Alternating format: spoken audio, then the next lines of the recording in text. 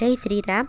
આ વિડીયોમાં આપણે રામનવમીનો મહિમા, તેની પૂજન વિધિ અને રામ જન્મની કથા સાંભળીશું. બોલો સિયાપતિ રામચંદ્રની જય. સર્વ ભક્તોને સૌપ્રથમ રામનવમીની હાર્દિક શુભકામનાઓ. આપણા હિન્દુ ધર્મમાં રામનવમીનો તહેવાર એ ઘણો જ મહત્વપૂર્ણ છે. ચૈત્ર સુદ નોમના દિવસે ભગવાન શ્રીરામનો જન્મ થયો હતો. આથી આ દિવસને આખા દેશની સાથે અયોધ્યામાં પણ વિશેષ રીતે ઉત્સવ મનાવવામાં આવે છે. શ્રીરામ નામનો મહિમા અનેરો છે. આ નામ એ ભવસાગર પાર ઉતારનાર છે. આ પર્વની સાથે જ માતા દુર્ગાની નવરાત્રિનું સમાપન પણ જોડાયેલું છે. ભગવાન શ્રીરામે પણ માતા દુર્ગાની પૂજા આરાધના કરી અને તેમના દ્વારા કરાયેલી શક્તિ પૂજાએ જ ભગવાન શ્રીરામને યુદ્ધમાં વિજય અપાવ્યો હતો. અયોધ્યાના રાજકુમાર હોવા છતાં પણ તેમણે પોતાની પત્ની અને ભાઈ સાથે 14 વર્ષ વનમાં વિતાવ્યા અને એક સાધારણ મનુષ્યની જેમ આખું જીવન વિતાવ્યું. ભગવાન શ્રીરામનો જન્મ જ અસુરોનો સંહાર કરવા માટે થયો હતો. આ દિવસે ભગવાન શ્રીરામની પૂજા કરવાથી કીર્તિ અને યશનો લાભ મળે છે. ભગવાન શ્રીરામની પૂજા કરવા માટે સ્નાનાદિથી પરિવારીને શુદ્ધ વસ્ત્ર પહેરીને ભગવાન શ્રીરામનો ફોટો કે મૂર્તિ જે પણ આપણા ઘરમાં હોય તેને પંચામૃત અને કેસરયુક્ત દૂધથી અભિષેક કરવો. ફૂલની માળા ચડાવી, ઘીનો દીપક અગરબત્તી પ્રગટાવી, મંત્ર જાપ કરવા, આરતી કરવી અને ભોગ ધરાવવો.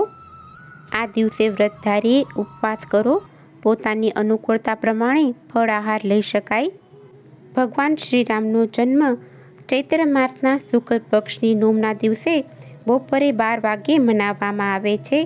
ભગવાન શ્રી રામચંદ્રની પૂજા કરવાથી સર્વ દેવી દેવતાઓની પૂજા થઈ જાય છે. આ રીતે રામનવમીનું વ્રત કરીને ભક્તો સુખ અને સમૃદ્ધિ પ્રાપ્ત કરી શકે છે.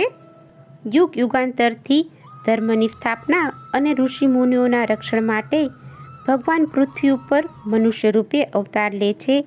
અધર્મ અને રાક્ષસોના ત્રાસથી લોકોને મુક્ત કરવા માટે ભગવાન વિષ્ણુએ અનેકવાર અવતાર ધારણ કર્યા હતા. તેમાંથી એક અવતાર છે પૂર્ણ પુરુષોત્તમ ભગવાન શ્રી રામનો. આપદામ પહતરી દાતારમ સર્વસંપદામ લોકભીરામ શ્રીરામમ ભૂયો ભૂયો નમામ્યહમ. ભગવાન શ્રી હરિ વિષ્ણુના મુખ્ય 10 અવતારો. આ પૈકી શ્રી રામ અવતાર શ્રેષ્ઠ છે. પ્રભુ શ્રીરામનો જન્મ એ કારણ જન્મ છે. તેઓ સામાન્ય માણસની જેમ જ જીવ્યા અને લોકોને જીવન જીવવાની કળા બતાવી.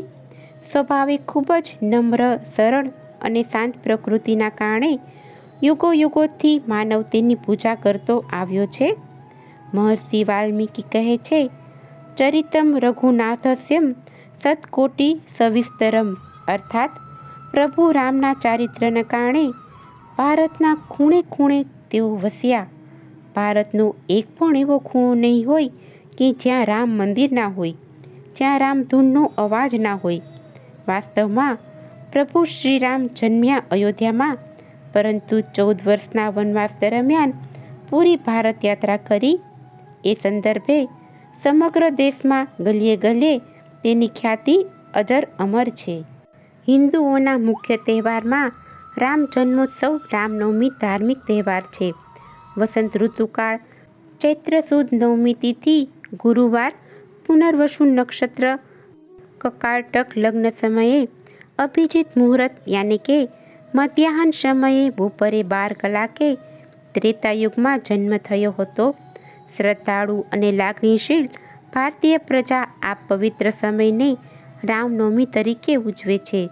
રામ જન્મનો મુખ્ય ઉદ્દેશ રાવણનો સંહાર કરી પૃથ્વીને અસુરોના ત્રાસથી મુક્ત કરી પૃથ્વી ઉપર સુશાસનની સ્થાપના કરી લોકોને પ્રભુના માર્ગે વાળી યોગ્ય અને આદર્શ જીવન જીવવાની કલા શીખવી અને માનવોનું કલ્યાણ કરવું એ જ મુખ્ય હેતુ હતો. રઘુકુલ ભૂષણ ભગવાન શ્રી રામ જેવું મર્યાદા રક્ષક આજ સુધી બીજું કોઈ જ નથી અને ભવિષ્યમાં થશે પણ નહીં. એમ કહેવું એમાં જરા પણ અતિશયોક્તિ નથી. તેઓ સાક્ષાત પૂર્ણ બ્રહ્મ પરમાત્મા જ હતા. તેઓ અવતરણ બાદ એક સદાચારી આદર્શ મનુષ્ય તરીકે જ રહ્યા. તેમના આદર્શો લીલા ચરિત્રો વાંચવા સાંભળવા હર હંમેશ ગમે જ. તેમનું ચારિત્ર વાંચતાની સાથે જ મન મુગ્ધ બની જાય. તેમનું પ્રત્યેક કર્મ આજના મનુષ્યને જીવવા માટે આદર્શ પ્રેરણાનો સ્ત્રોત જ ગણાય છે. હવે આપણે રામ જન્મની કથા સાંભળશું. અયોધ્યામાં સૂર્યવંશી રાજા દશરથનું શાસન અને રાજ્ય સુંદર રીતે ચાલતું હતું. પ્રજામાં શાંતિ હતી. રાજા દશરથ તેમની 3 રાણીઓને સંપૂર્ણ પ્રેમ અને માન આપતા હતા. પરંતુ દશરથ રાજાને ત્યાં શેર માટીની ખોટ હતી, એટલે કે તેમને સંતાન ન હતું. આથી પોતાના વંશવૃદ્ધિ માટે ચિંતા થતી હતી અને આથી પોતાના ગુરુ વશિષ્ઠને તેઓ મળ્યા અને પોતાની વ્યથા કહી સંભળાવી. ત્યારે ગુરુ વશિષ્ઠે તેમને પુત્રેષ્ઠી યજ્ઞ કરવાનું કહ્યું. આથી દશરથ રાજાએ તેની આજ્ઞા સ્વીકારી અને બધાને આમંત્રણ આપી જોરશોરથી યજ્ઞની તૈયારી શરૂ કરી દીધી.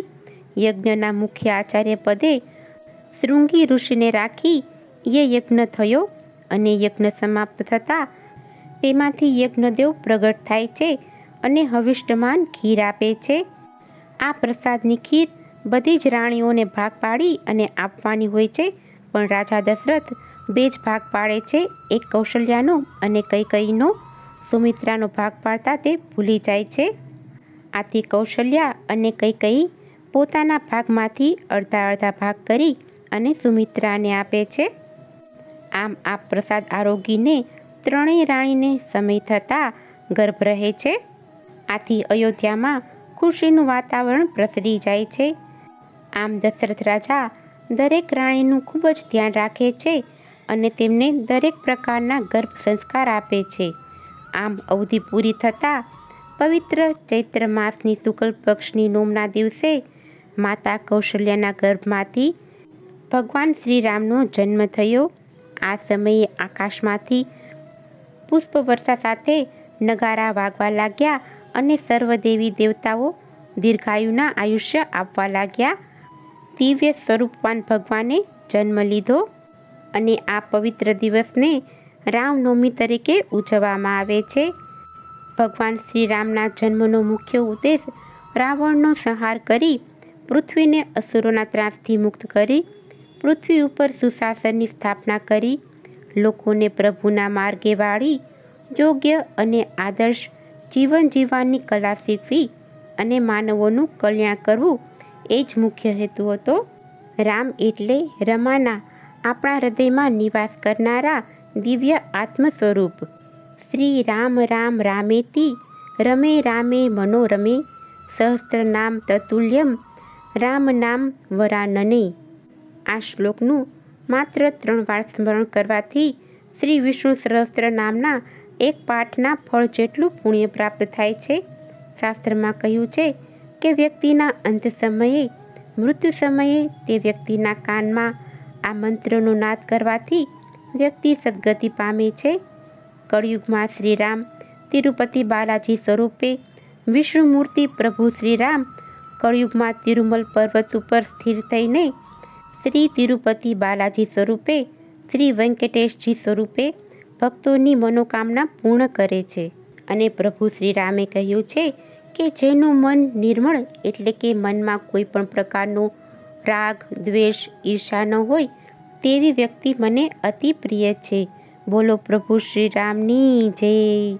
જો તમને આજનો આ વિડીયો પસંદ આવ્યો હોય તો એક લાઈક આપી ચેનલને સબસ્ક્રાઈબ કરો. આજનો આ વિડીયો સાંભળવા બદલ આપનો ખૂબ ખૂબ આભાર. જય શ્રી રામ, જય શ્રી કૃષ્ણ.